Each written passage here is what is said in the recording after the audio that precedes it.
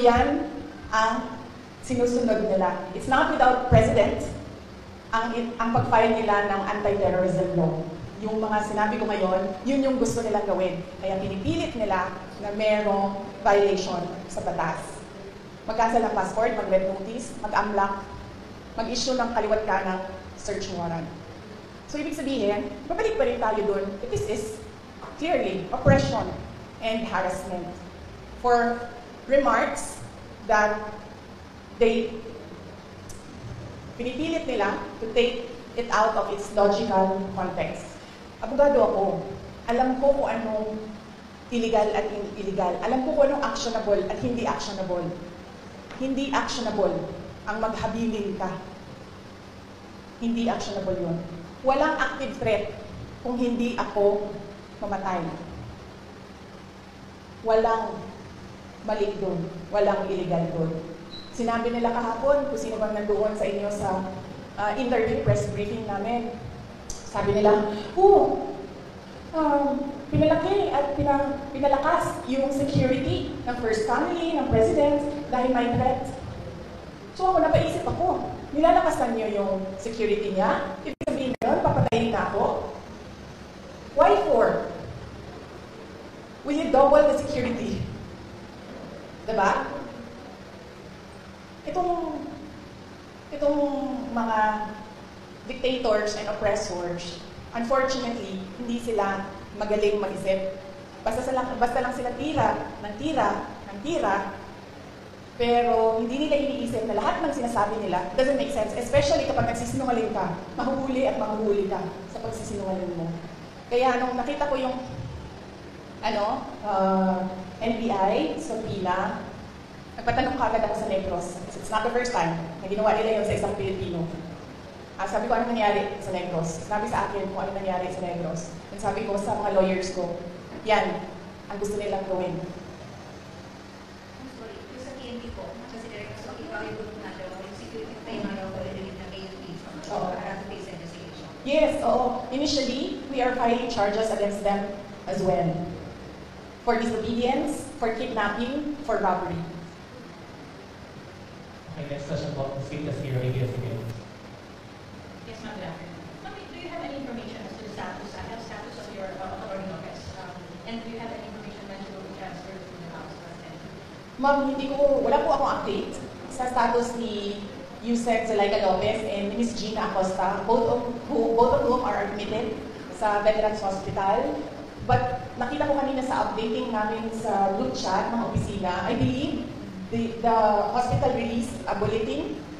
Tama ba? Parang nag-release ata ang hospital ng bulletin about updates sa kanila.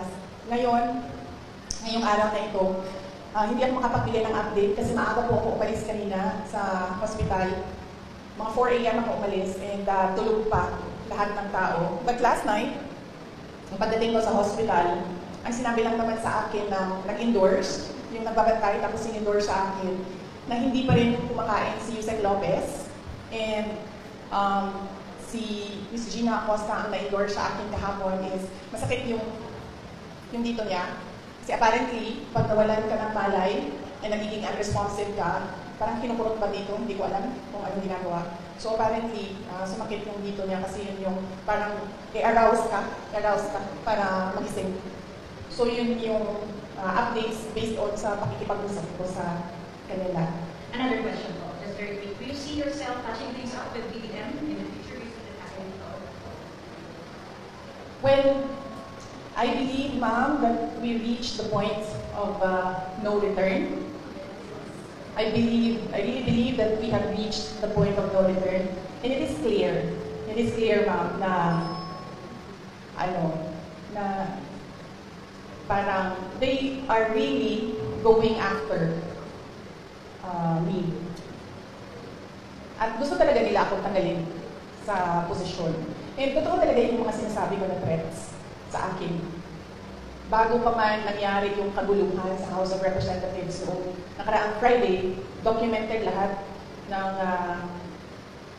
threats sa akin, sa Office of the Vice President personnel, and even sa aking family. So,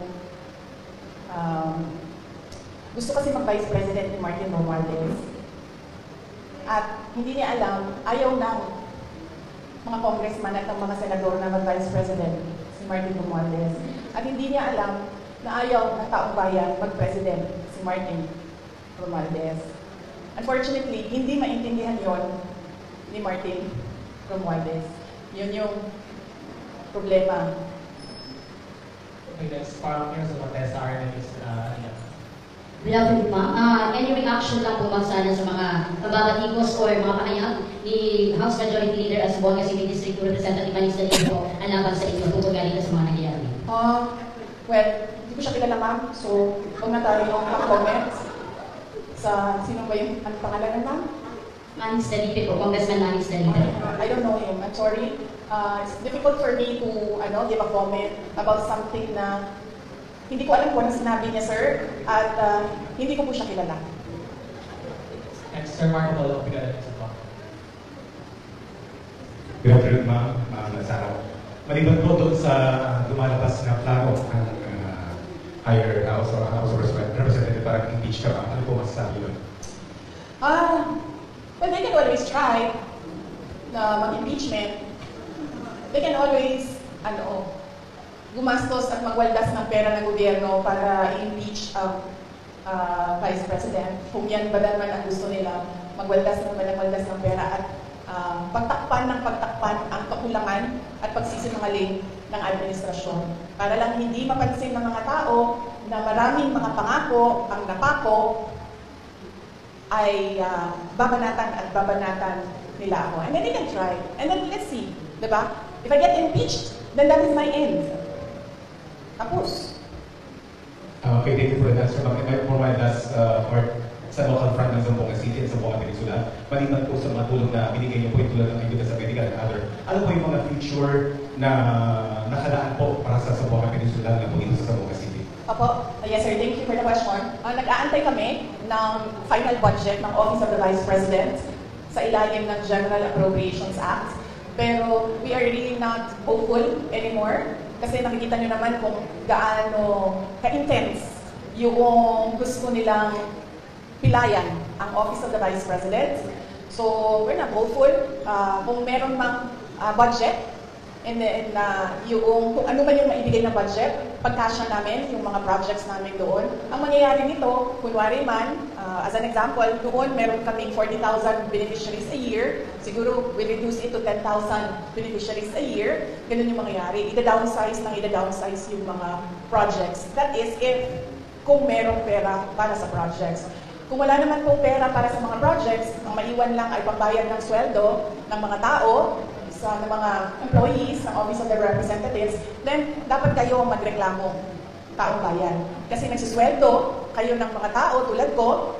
May I just remind you, I have the second highest salary in the government, and yet wala akong gagawin kasi wala kaming projects. Magreklamo kayo. Bakit namin siyang bayaran ng sweldo? Wala naman siyang project. Walang gagawin niyang babae niyan. Hindi magtatrabaho yan kasi walang project. Diba?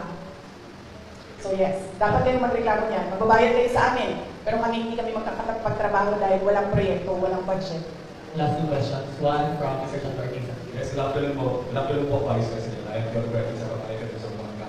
Amidst all this, sa lahat naman nangyayari, sasabi yung harassment, yung ino-oppress kayo, and yet, nandito ka sa Zamboanga City, binisita mo yung basilan. Oo.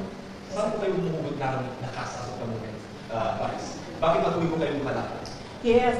Before ako pumunta dito, as you know, your former mayor in Zamboanga City, Ma'am Beng Limaco is my friend, no? Exactly the same question na tinanong niya sa akin kanina. Ako naman kasi, politiko ako. Yung din sinabi ko kay Ma'am Beng, sabi ko, ikaw, politiko ka rin. Ang dami mo din pinagdaanan.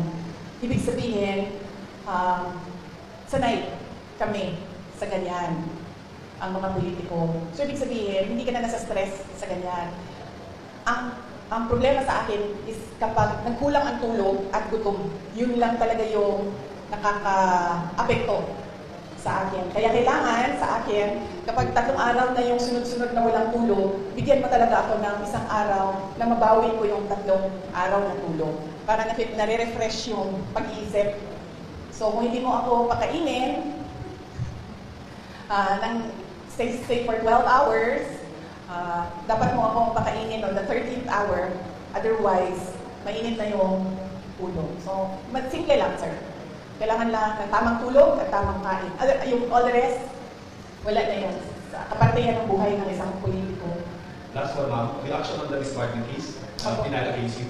Yes, meron akong 3 disbarment cases. If you can remember, 2011, sa Sheriff, hindi pa tapos yun hanggang ngayon. May disbarment case ako doon. Tapos meron akong disbarment. Nabasa ko lang ito sa mga, sa mga group chat. So, hindi ko lang alam kung tama. Correct me. Tapos isang disbarment case sa pagtatapon ng bangkay. Tapos isang disbarment case sa revenge from the grave. No? So, yun. 3 yung...